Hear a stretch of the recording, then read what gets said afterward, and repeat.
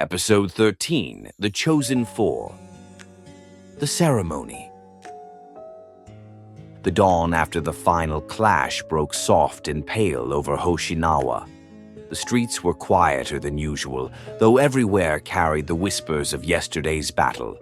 The people still spoke of golden dragons and crimson fangs, of light that shook the heavens, and a storm that nearly tore the arena apart. Though the tiles were cracked and dust still lingered in the corners, the arena once again filled with people. Today, no fists would clash, no ki would thunder. Today was for remembrance, honor, and reward. At the center of the arena stood Elder Kuroda, staff planted firmly in the ground. The 8 masters lined at his side, their disciples gathered in rows behind them.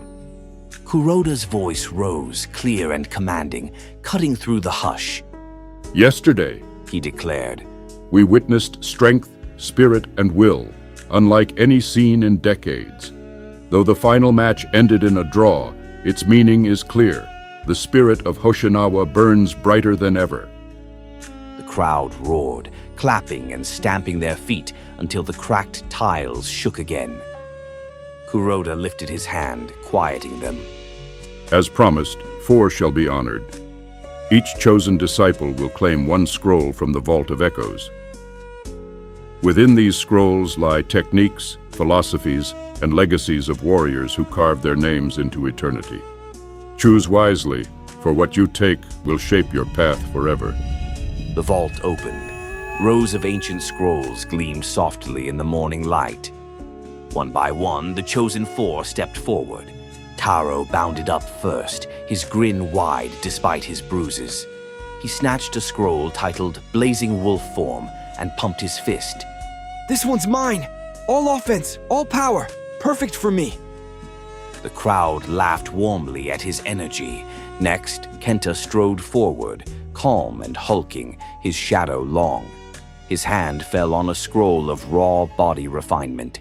He lifted it slowly, his eyes glinting. Iron Body Manual. Fitting. Then came Raizen. He said nothing. His gaze was sharp, his body still stiff from the clash with Shin. He reached into the vault and took a scroll bound in crimson thread. Blood. Fang Kata. The air seemed to ripple faintly as he tucked it beneath his arm. Finally, Shin stepped forward. Bandages were still wrapped around his torso, and each step was slow. Whispers rippled through the crowd. He had collapsed, yet he was here. He looked at the dozens of scrolls. Some were gilded, others wrapped in colored seals. Yet his eyes kept returning to a simple, unmarked scroll. It was plain, almost ordinary. But as his fingers brushed it, he felt warmth, like a steady heartbeat pulsing within. This one, Shin whispered. Elder Kuroda's eyes softened, and for the first time that day, his stern face bore approval. The Silent Dragon Manual.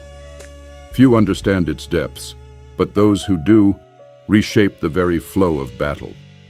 The crowd erupted in cheers, banners waving in the morning breeze. Thus, the chosen 4 received their legacies. Recovery in the dojo. But the truth was this: Shin's body was far from ready to stand tall. After the ceremony, he was carried back to the Silver Dragon Dojo, where he lay on a futon for 3 days. His body refused to move, weighed down by exhaustion and bruises that covered him head to toe. His chest rose shallowly, each breath a struggle between pain and will. Taro visited every day, often dozing off against the wall with his scroll clutched protectively, as though someone might steal it in the night. Mika slipped in with bowls of porridge, scolding him even in sleep. Idiot brother, don't scare us like that again. On the 3rd night, Shin's eyes finally opened fully.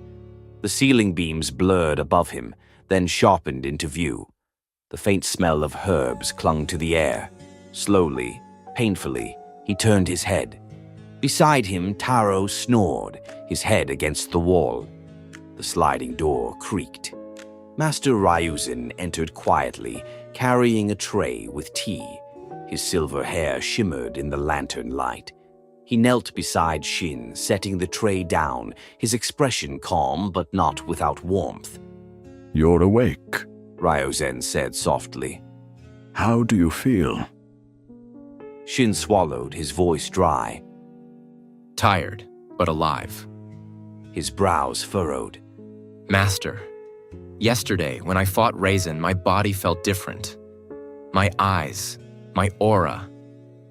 I don't remember clearly. It's like I was someone else.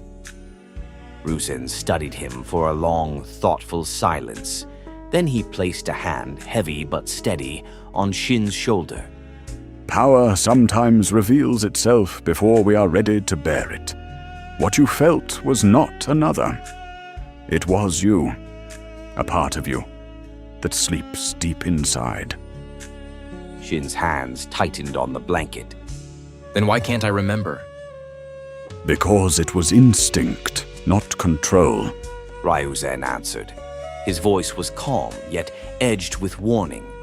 That is why you must not chase it blindly. Power gained without balance consumes its wielder. Be patient, Shin. Walk steadily. The dragon's spirit is not in how loud it roars, but in how long it endures. Shin closed his eyes. Slowly the words sank deep into him, settling like embers that refuse to fade. Yes, Master. I will endure.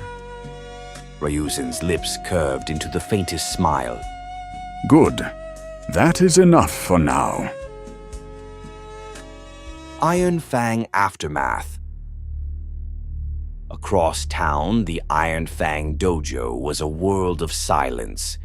Raizen and Kenta knelt before their master.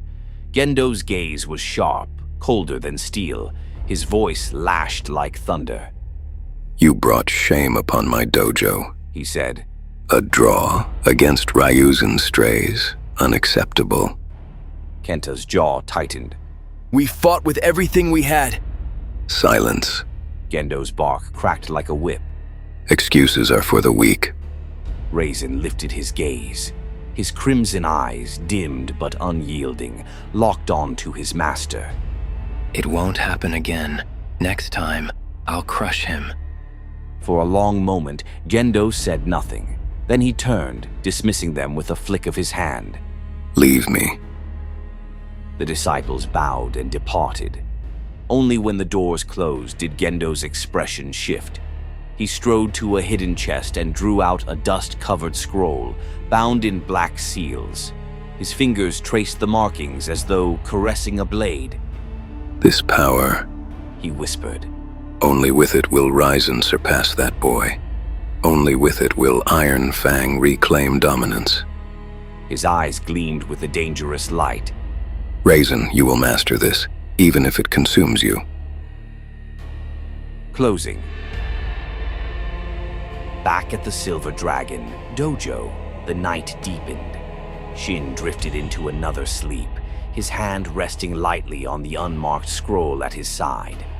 Ryuzen sat nearby, silent as a mountain, watching the boy's chest rise and fall. The path ahead was uncertain, treacherous. But one truth remained. The storm inside Shin had only begun to stir. And across town, in the shadows of Iron Fang Dojo, another storm gathered. One born not of patience, but of hunger. The future of Hoshinawa would be carved by both.